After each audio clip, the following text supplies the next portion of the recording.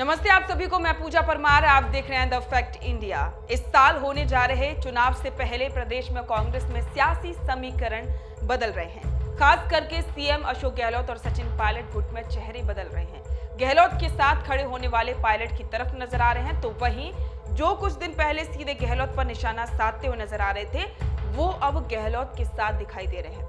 कांग्रेस आलाकमान द्वारा किसी कोर्ट के जजमेंट की तरह सचिन पायलट के अनशन का फैसला सुरक्षित रख लिया गया है और इसी बीच में कांग्रेस में सियासी समीकरण बदलते हुए दिखाई दे रहे हैं। कभी विपक्ष में रहकर सचिन पायलट के साथ संघर्ष करने वाले कांग्रेस के कद्दावर नेता रामेश्वर डूडी अब पायलट से आंख फेरते हुए नजर आ रहे हैं। किसान सम्मेलन में सचिन पायलट को नहीं बुलाया गया, अब इसे एक नए सियासी समीकरण से जोड़कर भी देखा जा रहा है। दरअसल बीजेपी कार्यकाल के दौरान नेता प्रतिपक्ष रहे रामेश्वर डूडी और सचिन पायलट ने कई कार्यक्रम साथ साथ किए थे। सरकार के खिलाफ पैदल यात्रा करने के अलावा धरने प्रदर्शनों में भी दोनों से खूब कंधे से कंधा मिलाया था।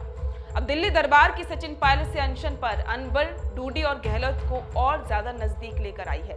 राजनीतिक विश्लेषकों के मुताबिक रामेश्वर डूडी के किसान सम्मेलन में गहलोत गुट के जुटने के पीछे पायलट फैक्टर को भी अहम वजह माना जा रहा है। पायलट के विरोध को बैलेंस करने के लिए गहलोत ने कभी उनके खास मित्र रहे रामेश्वर डूडी से नजदीकियां बढ़ा दी हैं। दरअसल पायलट ने पिछले दिनों कुछ किसान सम्मेलन करके किसानों में पैठ बनाई है और उसकी काट के लिए गहलोत भी बीकानेर जिले के नोखा के पास जसरासर में डूडी के किसान सम्मेलन में जुड़ गए हैं। इस सम्मेलन में सीएम अशोक गहलोत, प्रभारी सुखजिंदर सिंह रंधावा, प्रदेशाध्यक्ष गोविंद सिंह डोटासरा और सभी मंत्रियां कांग्रेस विधायकों को बुलाया गया, लेकिन इसमें पूर्व डिप्टी सीएम सचिन पायलट को नहीं बुलाया गया।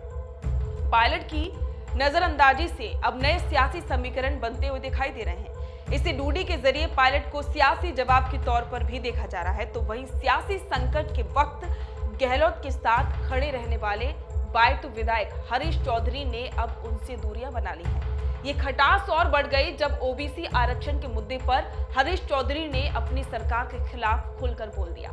यहां तक कि हरीश चौधरी ने मुख्यमंत्री अशोक गहलोत पर धोखा देने का भी आरोप लगा दिया। कहा जा रहा है कि हरीश चौधरी अब सचिन पायलट के समर्थन में है। चुनाव से पहले कांग्रेस में एंटी गहलोत नेता एकजुट हो रहे हैं और सिर्फ अपने ही हितों की राजनीति करने का एक और जीवंत उदाहरण है सैनिक कल्याण राज्य मंत्री राजेंद्र सिंह गोढ़ा। उनका जादू कुछ ऐसा है कि 2 बार बहुजन समाज पार्टी से टिकट ले आए, दोनों ही बार चुनाव जीतकर कांग्रेस के साथ हो गए। अक्सर विवादित बयानों के कारण सुर्खियों में रहने वाले राजेंद्र गोढ़ा आजकल सचिन पायलट के साथ हैं और पुरजोर अंदाज में उन्हें सीएम बनाने की वकालत भी करने लगे हैं। वहीं राजनीति की बदलती बयार के बीच खाद्य मंत्री प्रताप सिंह खाचरियावास के भी सुर बदलते हुए नजर आ रहे हैं। मानेसर बगावत के समय सीएम गहलोत के खेमे में रहे खाचरियावास अब कई मुद्दों पर पायलट का समर्थन करने लगे हैं। ऐसा लग रहा है कि जैसे दोनों ही नेता एक दूसरे के करीबियों को साधने की कोशिश कर रहे हैं। आपका इस मामले में क्या कहना है, कमेंट करके जरूर बताएं। बने रहें द फैक्ट इंडिया के साथ।